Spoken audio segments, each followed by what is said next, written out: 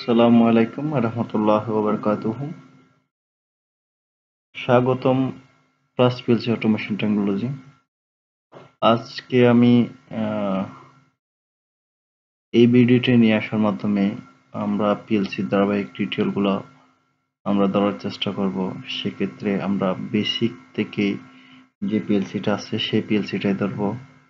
আমাদের এখানে 6 ধরনের পিএলসি আমরা টিউটোরিয়াল আজকে থেকে শেয়ার করব। প্রাথমিক অবস্থা লোগো, তারপর ডেল্টা, জিএক্স ডেভেলপ হচ্ছে মিৎসুবিশির, ডপ সফটওয়্যার হচ্ছে এইচএমআই এর, তারপর এটা হচ্ছে মাই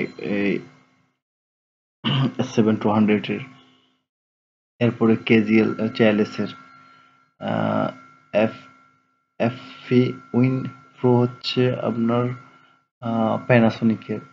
তো ফ্যাক্টরি এর প্রোগ্রামও আছে।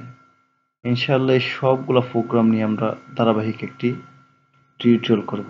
আপনাদের যদি সহযোগিতা থাকে ইনশাআল্লাহ আজকে থেকে ধারাবাহিক কিছু ভিডিও দেওয়ার চেষ্টা করব। সেক্ষেত্রে আজকে প্রথম ক্লাসে আমরা চেষ্টা করব সর্বোচ্চ লোগোর ওভারভিউটা দেওয়ার জন্য। তো বিশেষ করে যারা লোগো পিএলসি করতেছেন অথবা যে কোনো ধরনের পিএলসি করতেছেন তাদের জন্য আমি সবচেয়ে অনুরোধ রইব তারা যেন আরএলসি অথবা রিলে লজিক কন্ট্রোল অথবা এমসিসি মোটর কন্ট্রোল সেন্টার এইসব জিনিসগুলো ক্লিয়ার থাকে। তার হচ্ছে পিএলসি অনেকাংশ ডিপেন্ড করে মোটর কন্ট্রোলিং এর উপর। যারা ভালো মোটর কন্ট্রোলিং পারে তাদের জন্য পিএলসিটা অনেক সহজ। কারণ হচ্ছে আজকে আপনাকে বুঝতে হবে যে পিএলসি মিনিং কি।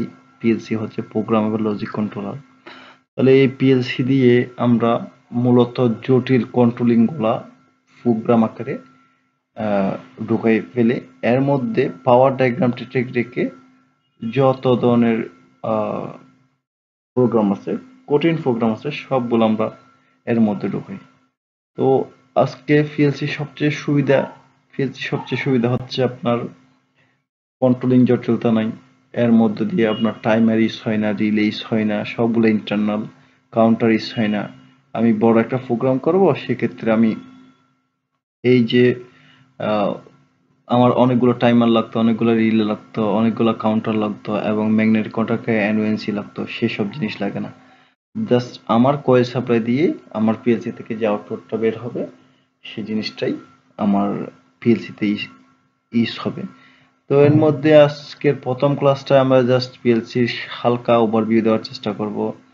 প্রথম ধারাবাহিকে হচ্ছে আমরা লোগো টিউটোরিয়াল গুলো দেওয়ার চেষ্টা করব একটা ধারাবাহিকে ইনশাল্লাহ আজকে থেকে। তো আমি প্রাথমিক অবস্থায় একটা প্রোগ্রাম করি। এটা হচ্ছে প্রোগ্রাম করব না, আজকে আমি পিএলসি লোগো সফট কম্পোর্টের যেটা আপডেট ভার্সন দেখেন B8.2 যেটা আপডেট ভার্সন, যেটাতে আমরা অনলাইন সিমুলেশন করা যায়। আর আমার মধ্যে যে পিএলসিটা রয়েছে সেটা হচ্ছে OB4, তাও কিন্তু এই সফটওয়্যারটা কিন্তু আপডেট ভার্সন। তো আমি আজকে প্রথম ধারাবাহিক টিউটোরিয়ালে আমাকে প্রথমত এটা ওপেন করব। ওপেন করার পর আমরা কিছু একটা পিএলসিতে 3 ধরনের প্রোগ্রাম থাকে: ল্যাডার, ফাংশনাল ডায়াগ্রাম এবং এফডিএম। একটু আমি প্রথমত আমি ফাইলে যাব, নিউতে যাব, ঠিক আছে। Functional block diagram, ladder diagram, UDF diagram. তো আমরা বিশেষ করে ল্যাডার প্রোগ্রাম দিয়ে আমরা এইসব জিনিস করে থাকি। তাহলে আমরা ল্যাডারের মাধ্যমে আমরা যে বেশিরভাগ প্রোগ্রাম করে থাকি, তাহলে আমরা যাব। ল্যাডারে যাওয়ার পর এখানে আজকে আমি এই সফটওয়্যারের ওভারভিউটা করার চেষ্টা করব। তো একটা জিনিস দেখেন, এখানে ফাইল আছে, ফাইলে নিউ আমার যদি ল্যাডার প্রোগ্রাম আনতে হয় তাহলে নিউ থেকে আনতে হবে, বা কোনো একটা প্রোগ্রাম করতেছি নতুন অবস্থায় সেই প্রোগ্রামটা আমরা কি করব এখান থেকে নিউতে গিয়ে আমরা একটা প্রোগ্রাম করলাম, প্রোগ্রাম পর অথবা ফাইলে ঢোকার পর নিউ ল্যাডার বা ইউডিএফ ফাংশনাল ব্লক ডায়াগ্রাম যে কোনো কিছু করা যায়। তো ল্যাডার প্রোগ্রামটা স্বাভাবিক কথা সবাই করে থাকে। ল্যাডার থেকে ফাংশনাল ব্লক ডায়াগ্রাম জাস্ট একটা ক্লিক ল্যাডার প্রোগ্রাম করলেন, এইখান থেকে আপনি দেখেন কনভার্ট এফডি এফডি এফবিডি মানে ফাংশনাল ব্লক ডায়াগ্রামে অটোমেটিকলি চলে আসবে। এই একটা ক্লিক করলে হবে। আমি কোনো একটা সময় দেখিয়ে দেবো সবকিছু একটা প্রোগ্রাম করার পর। তারা ওপেন মানে আমি কোনো প্রোগ্রাম সেভ করলাম, এখানে প্রোগ্রামটা আবার পাওয়ার জন্য আমি ওপেনে করব। তো ক্লোজ আমরা এটা বাদ করার জন্য, ক্লোজ হল বাদ করার জন্য সেভ সেভ জিনিসটা হচ্ছে আমি একটা প্রোগ্রাম করলাম, সেভ দিলাম, কোনো একটা নাম দিলাম, ফাইল দিলাম, এভাবে। কিন্তু সেভ এসটা হচ্ছে আমি যখন একটা প্রোগ্রামের উপর এডিট করবো, এডিট করে আবার যখন দেব, তখন এটা হচ্ছে সেভ এজে ক্লিক করতে হবে। মানে আমি যে প্রোগ্রামটা এডিট করছি, ওই প্রোগ্রামটা আগের প্রোগ্রামটা যেন না যায়, সেজন্য আমরা কি করি, সেভ এজ দিয়ে সেভ এর প্রোগ্রামটাও যেন থাকে, সেভ এজ এর নতুন একটা প্রোগ্রাম নাম দিলাম। মানে আমি যদি কোনো সময় এডিট করি, তো এইসব জিনিস, প্রিন্ট, এইসব জিনিস আছে আর কি। এর বাইরে দেখেন এখানের মধ্যে কিছু জিনিস আছে, মেক কন্টাক্ট, যে কোনো কিছুর এনওএনসি এখান থেকে আনা যায়।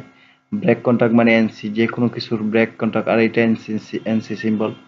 তারপর অ্যানালগ কন্টাক্ট বা আমরা যা বলি, তো রিলে কয়েল, এখানে রিলে কয়েল এবং এমসি কয়েল নেওয়া হয়। রিলে এবং এমসির এই দুইটা কয়েল মূলত রিলে কয়েল থেকে কিনতে হয়। এখানে আরো অনেক কিছু আছে, যে ল্যাডারের জন্য বেশি প্রয়োজন সেটা হচ্ছে on delay timer. On delay timer, তারপর অফ ডিলে টাইমার, তারপর অন অফ ডিলে টাইমার, এসব রিটেনটিভ টাইমার। তো এইসব নিয়ে আমি বিস্তারিত আলোচনা করব। মূলত অন ডিলে টাইমারটা বিশেষ করে কোন একটা টাইমার আমি প্রোগ্রাম দিলাম, মনে একটা মোটর চালাতে হচ্ছে 10 সেকেন্ড পর চালাতে হচ্ছে, তখন এইটা হচ্ছে অন ডিলে টাইমার দিয়ে ইউজ করতে পারি। আবার অফ ডিলে টাইমার দিয়ে অফ ডিলে মানে কোন একটা মোটর যখন আমি চালু করব, তখন যখন অফ ডিলেতে ক্লিক করবো, তো অটোমেটিকলি কি হয়ে যাবে, ওই এটা অফ হওয়ার সাথে সাথে টাইমটা কাউন্ট করে, আর অন ডিলেটা অন হওয়ার সাথে সাথে আহ, এটা কাউন্ট করা শুরু করে, এই আর কি। অন অফ ডিলে উভয় কাজটা আমরা করে থাকি। তো এখন আমি যেটা বলবো সেটা হচ্ছে, আহ, একটু দেখেন আমি এই প্রোগ্রামগুলো, তো এখানের মধ্যে এইসব জিনিস নিয়ে আমি বিস্তারিত আলোচনা করবো ইনশাল্লাহ। তো এখানের মধ্যে দেখেন, এখানে হচ্ছে ডায়াগ্রাম মানে কানেক্ট করার জন্য, তারপর এখানে হচ্ছে সিমুলেশন করার জন্য, এখানে অনলাইন টেস্ট করার জন্য, এগুলো আমি করতে করতে এখানে ফেস বাড়ানোর জন্য, তারপর এখানে এইসব জিনিস আছে, এটা জুম করার জন্য, প্রোগ্রাম জুম করার জন্য, বা এখানে ডাউনলোড আছে, মানে ট্রান্সফারের ব্যাপারটা, এখানে অন আছে, অফ আছে, স্টার্ট স্টপ আছে, পিসি থেকে আমরা প্রোগ্রাম দেওয়ার জন্য, আবার লোগো পিএলসি থেকে এখানে আনার জন্য, এইসব জিনিস নিয়ে মূল বিস্তারিত এখানে। এর বাইরে অনেক কিছু নাই, আবার আছেও। আমি ইনশাল্লাহ ধারাবাহিকভাবে আলোচনা করার চেষ্টা করবো এইসব জিনিস নিয়ে। আজকের মতো এতটুকুই থাক ইনশাল্লাহ। আমি নেক্সট ক্লাসে অবশ্যই প্রোগ্রাম ধরবো এবং এটার প্রত্যেকটা ফাংশন বুঝিয়ে দেবো ইনশাল্লাহ। ধন্যবাদ। আসসালামু আলাইকুম রহমতুল্লাহ বরকাতুহ।